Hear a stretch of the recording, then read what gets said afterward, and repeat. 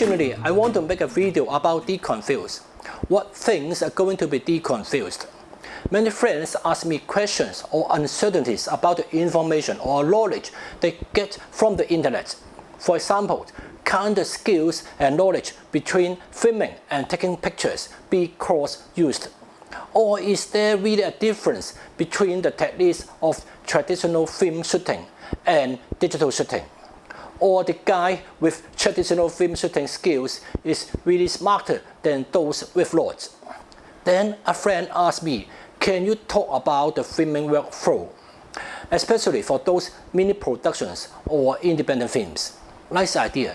As I found out while thinking about this topic, it helps me figure out which issue of matters need deconfuse. So let me talk about the shooting workflow first.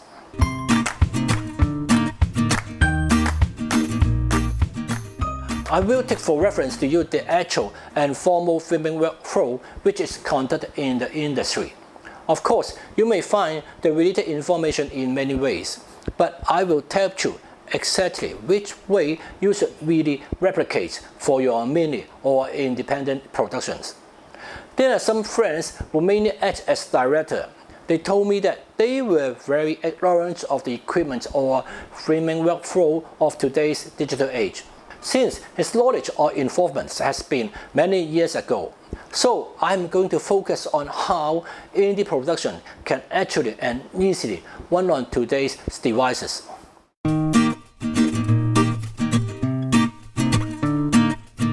The first thing, of course, is to figure out which camera is going to be used.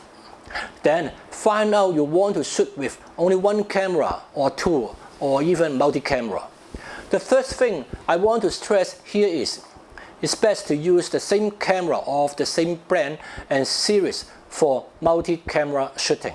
We don't expect a GH5S can match GH5, or a GH4 to match GH5, or a GH5 to match GH6, or even expect a Canon to match Sony.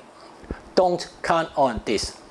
If you want easier post-production, it's best to use the same camera model in a multi-camera shoot. And even with the same brand but a different model, there still will be a matching problem. Or there is no choice, but you have to use multi-camera, and with the limited resources, you have to use camera with different brands and models. You have to do extra work in pre-production. The first thing is, you have to figure out how to match or sync their colors, or at least make them look similar. For example, focus on the three primary colors. Which color is the most different? Then see if it will cost you a lot of effort to correct them. Such efforts may apply not only to mini productions, but regular films as well. Such as a movie with an RE main camera, extra mirrorless camera will apply for some action scenes. For example, 5D or a Sony A7 for car crash scenarios. Can the 5D or Sony match RE's color science? Of course not. And by the way, if any camera can produce the same color as RE, you can simply use the camera without having to buy or rent an RE. There must be a difference. Then you have to see if the difference can be corrected or even easily corrected. Or you know the short duration of the extra camera is only 2 to 3 seconds long. So that wouldn't be a problem. Well, you have to decide.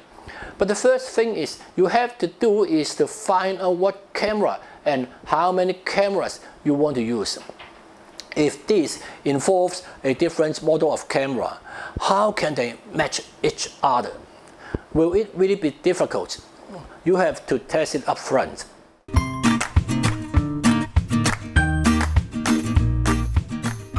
If you plan to shoot with only one camera and you also determine which camera to use, then we can go to the lenses. And for me, I prefer manual lenses. The reason is that a play will have many actions and movements of the actors. Manual lenses will do better.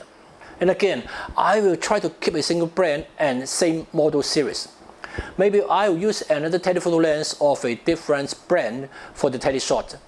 The main determining factor is, For example, if there are tight consecutive AB shots from two cameras, it's best to use the same model of camera and the same series of lenses. Minimize chromatic aberration in this footage, because if such shots really make a visual difference, you will be exhausted correcting them in post-production. So, after testing with multiple cameras, if the result is not so good, you have to consider using only one camera.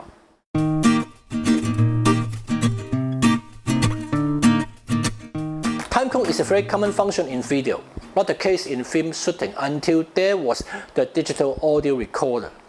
Timecode is a time reference and log for multiple devices. For example, if your film camera and audio recorder is running with the same time interlock, you can synchronize them much easier during post-production work. For mini productions, you can take it for consideration also, since timecode generators aren't expensive these days. Or even, I've tried before, you may use your mobile phone as a timecode generator. It's quite easy, just download a timecode app. Actually, it's just a free-run clock, but with frame counts. You can then synchronize it to different devices with a mini jack cable. Then all the devices will have the same clock count log. The timecode is one of the metadata that it can help you to easily sync up different sources of images or audios. And you can then have a fairly easier post-production workflow. Nevertheless, without a timecode generator, it's not the end of the world, though it's not expensive. Firstly, even you've got a timecode generator, you have to make sure that you can really take advantage of using it. Secondly, in the past period, when shooting film with the double system, we use a clapper for sync sound.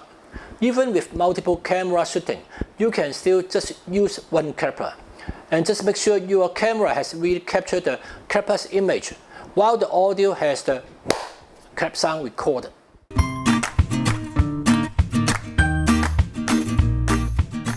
About gamma, are you going to use Red 709, log gamma, HDR, or RAW?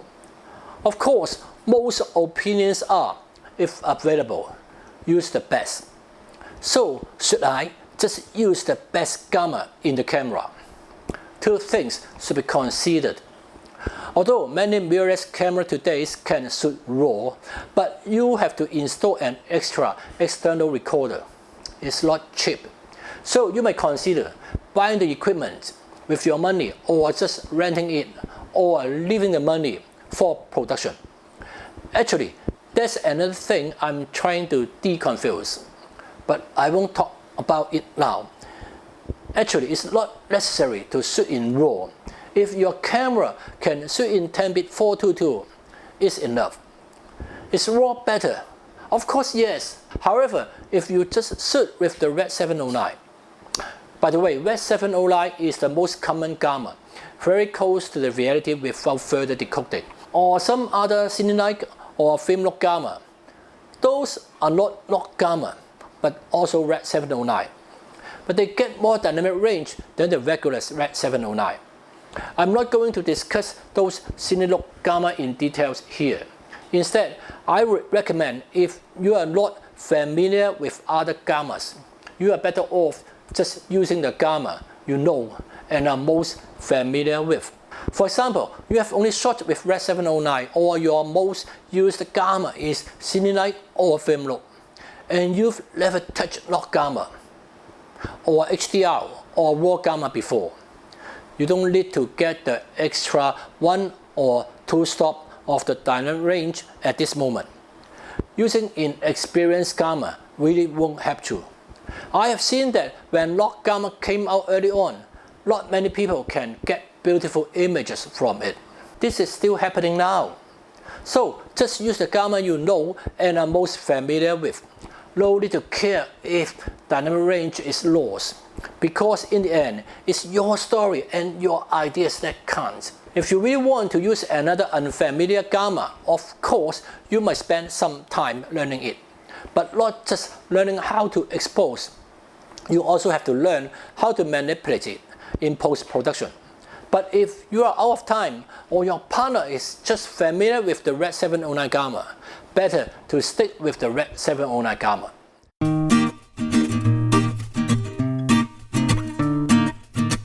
The scenes log gamma or those raw are very good.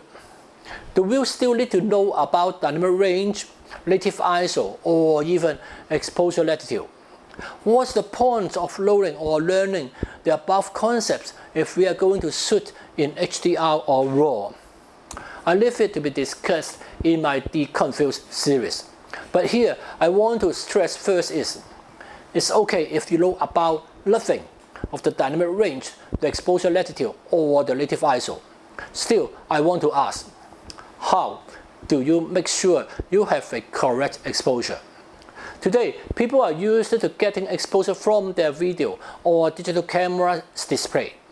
Maybe they will also be helped by some tools. For example, the histogram or the waveform monitor. The waveform monitor is much better since the histogram only tells you how light and dark the image is. It doesn't tell you which area it is. But waveform will exactly tell you the luminance level of the specific area of your image. So it's better if you can get a waveform monitor for exposure. If the only option is histogram, well, there's limitation, but it's still okay if you really know about it. Why do I bring this up? Because knowing the dynamic range and exposure latitude is really better. But it's still okay if you really know how to operate with histogram only.